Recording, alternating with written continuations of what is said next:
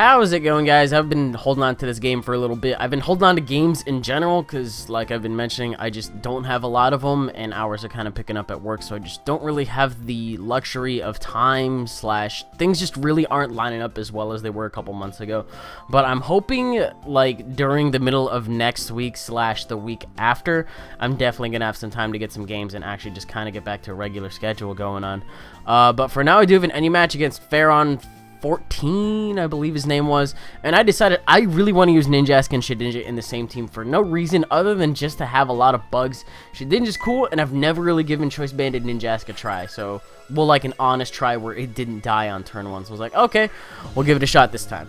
The one thing I'm seeing that he has on his team, though, that will be a problem for me to break through is going to be his Torkoal, because not only does it resist the bug moves, if it gets the rocks up, unless I can blow them away, Shedinja dies upon entry. Ninjask will take half of its, Ninjask will lose 50% of its HP upon switching, and seeing as how it has a U-turn on it, it's only going to be able to do that like twice, unless I can get him spun out of the way. So it's going to be turtle time on turn 1, because I know he's going to lead off with his turtle. Stealth rocks are really going to be important to this matchup for him. So I figure, you know what, I'll go for the Scald on the first turn because I know he's going to want to stay in and go for the Stealth Rocks, so might as well get a nice chunk off on him. And then I am just going to Rapid Spin the Wave because I'm not having any of that, despite the fact that he wants to go into Vileplume. Now, I went into Haunter because I thought, okay, if this thing has Toxic or Leech Seed or something of the sort, I know these things fairly often. I'm trying to think about Leech Seed and Vileplume, whether or not that's actually even a thing. I'm pretty sure it is. And it's like a weird event one that not a lot of people have, but people will use it anyways. So that was my excuse for not going into Shedinja right there. Just because I could have taken a grass move, could have taken a poison move. That would have been just fine. So, but I did come in on a quad resisted poison move with Haunter, so I don't really know why I'm complaining about that when it really does next to nothing. And I can actually go ahead and just take it okay. So I believe he's going to be able to get off a Moonlight right here, which is really annoying because the damage I'm doing with Sludge Bomb is roughly around this much, and the only thing I can really do about it is keep going for Sludge Bomb, hope I can either get a crit or a nice damage variation, or I can run out his Moonlights, but it's more likely that he's going to run out my my HP owing to Life Orb Recoil. If I had gotten a higher roll on that one, that would have been great, but it looks like I'm getting more or less the same amount right here. And he ends up going for a Giga Drain. I'm not sure how intentional this was. Maybe he thought I was going to switch on the off chance that he was going to stall me out of Life Orb, that kind of thing. But the cool thing is now that his Vileplume is at a range where I can just take it out with just about any move I want. I figure I might as well just go for another Sludge Bomb, just because if he wants to predict, I don't know. I honestly don't know what he would have to go into if I were to go for Sludge Bomb again. I don't really think he has anything to take it all that well.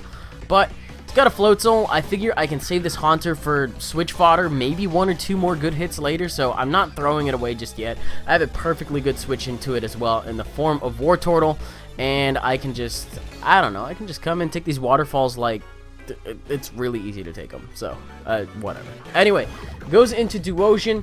I don't really have a response to this other than just a double switch predicting the fact that he does not want to keep his Floatzel in on a Wartortle, so I figure I might as well go into my Ninjask right now. I was not expecting Duosion to come in, but that was a very nice double for me, in which I was able to just get it in, go for a Choice Banded U-turn, which, although it is Choice Banded, it does nothing to a Torkoal because of physical defense and because of typing. It's really disappointing, but I get to, oh my god, I have 3 bugs on this team. I totally just realized that. That is so cool. But anyway, Armaldo is the thing I have here. He's not my spinner, he's just a Choice Banded set, so I was like, you know what, we'll go for Stone Edge. I think I end up missing this one, which is like, oh, shit, that sucks. That probably, I'm thinking that probably would have killed the Floatzel, seeing as how that's Choice Banded and everything. But he goes for a Rain Dance right here.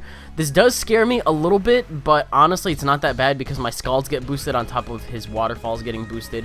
And as long as I can get the burn, I should be able to get away with it just fine. So, or I should be able to get out of this just fine. But go for a Scald. I don't think I get the burn on either the first one or the second one I'm able to go for, but I have Life Orb working for me on his behalf, so that's fine. I think I get the burn on this one. The reason I didn't say, what was it? The reason I didn't say I got the burn on the Floatzel is just because straight up I didn't get the burn on the Floatzel, and I got it on something that it really doesn't matter at all, except for the fact that it does, because he's actually not running Magic Guard Duosion. I believe he's running Regenerator Duosion, which I'm not really sure why, especially because Magic Guard is just That's a way better ability, but whatever. So, get to go into Pillow Shine right here, the shiny Pillow Swine. And yeah, I'm totally realizing that this guy is my Stealth Rocker, not Armaldo. I think in a couple games before this one, I used a Stealth Rock spinning Armaldo. That one's an offensive one, and then this is my Stealth Rocker on this one. And he's also not that bad of an attacker. The one thing I always underestimate when I fight these things is that they're actually fairly offensive. So that's fantastic to me. But he brings in Tauros right now in kind of a weird way, so I don't really know what he wants to do.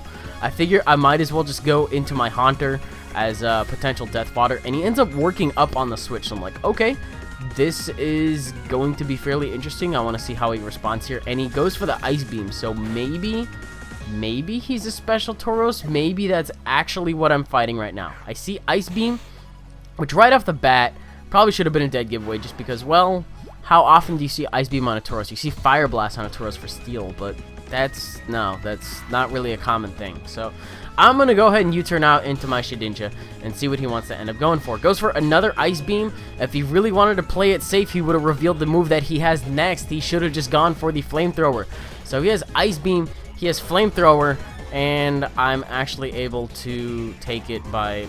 I honestly thought he was just going to have freaking... I thought he was going to be a mix set, so I was like, you know what? I'll just burn him and see if I can get away with it. But I burned up my Sash, so I essentially have one more switch, and it's a second chance kind of thing. So I ended up going for a Flamethrower on this, and I believe he predicts my double back out into Shedinja, just because I really wanted to come in and then just... I don't know. I think I protect right here and then go into my Shedinja to let him die to the burn damage. And he reveals right here that he is in fact fully special because he has the T-Bolt as well. I do not want to take a T-Bolt with my War Turtle, nor do I really want anything else taking it. So although he did predict me and go for the Flamethrower, I'm not too upset by it. I only lost 1 HP off of this. I did lose an entire Pokemon, but hey, you know, maybe I'll actually get some use out of Shedinja in the near future. I don't know.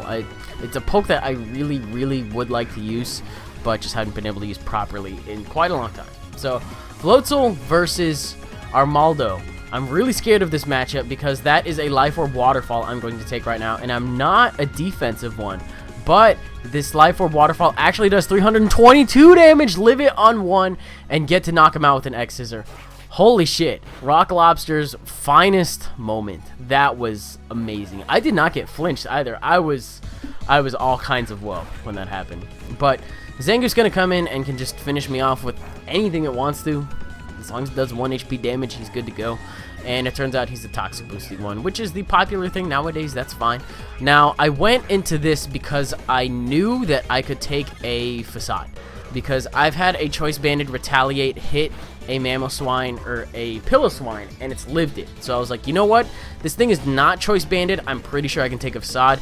If he gets the lowered special defense, if he gets the lowered defense and special defense, I should definitely be able to take him out with Ninjask on the switch-in, which will be fantastic. But right here, I guess he forgot about Ice Shard. I honestly don't know. He revealed he had Quick Attack too, so I'm able to just finish him off with an Earthquake Ice Shard combo, which honestly shouldn't have happened, and we did the damage calc, and it turns out that close combat would have been able to take me out. Don't really have an explanation for that either, other than just, oh, yeah, he thought Facade would kill, and he just didn't want to get the defense drops. So right there, that kind of sucked, but it leaves an interesting window where if you guys know what Choice Banded Ninjas does and you watch NBZ's channel, I can come in and do the thing that the fucking man does. But the thing is I am not the fucking man, and that's why I actually miss my Giga Impact and just get taken out by a Lava Plume entirely. Now, I'm not that upset by this because I just really wanted to get a flashy finish. It's one of the only times I would have actually been able to use Giga Impact successfully, but I still have a War Turtle that's faster than his Torkoal, and I can still take him out with the Scald. So, kind of an interesting game. I don't know. I honestly thought it was probably one of the most fun NU games I've had in a while. It was just bunch of different shit left and right, and I'm not gonna say I'm a huge fan of this team, but just for how it worked out against his team, it was pleasing to the eyes. It was a fun thing to watch. So that's it for this game. Hope you guys enjoyed it. If you did, you can leave me a like, rating, comment, and subscribe. Do the thing you normally do, which is doing your thing. That sounds really redundant, but for those of you that have been on the channel longer than today, you basically know what that means. Yeah, it's a thing. Anyways, I got on TCGO and I learned that tropical beaches are now available to be getting, you know, the people that got them from Worlds in like 2011, 2012, that kind of thing, have their codes / are getting their codes. And then I went onto the client as well, and they did this weird update to it, and it's really bad. Like I can barely even record. It's so laggy, and you can't PM. There's a lot of things you can't do. So by adding something, I don't know, they added an avatar builder and some other stuff too, but it's just all completely broken for some reason. So I don't know if that's going to get fixed up before my next TCG upload, which I was planning on it being tomorrow. But if it doesn't end up being tomorrow, then you pretty much have an explanation why, because they ended up fixing one thing and then breaking like 5 others. So I don't know. We'll see what I do for content until then, because TCGO was kind of the thing I was relying on. Anyways, that should do it, and I think that's all I had to fill you guys in on, so I'll check you out next time. Bye.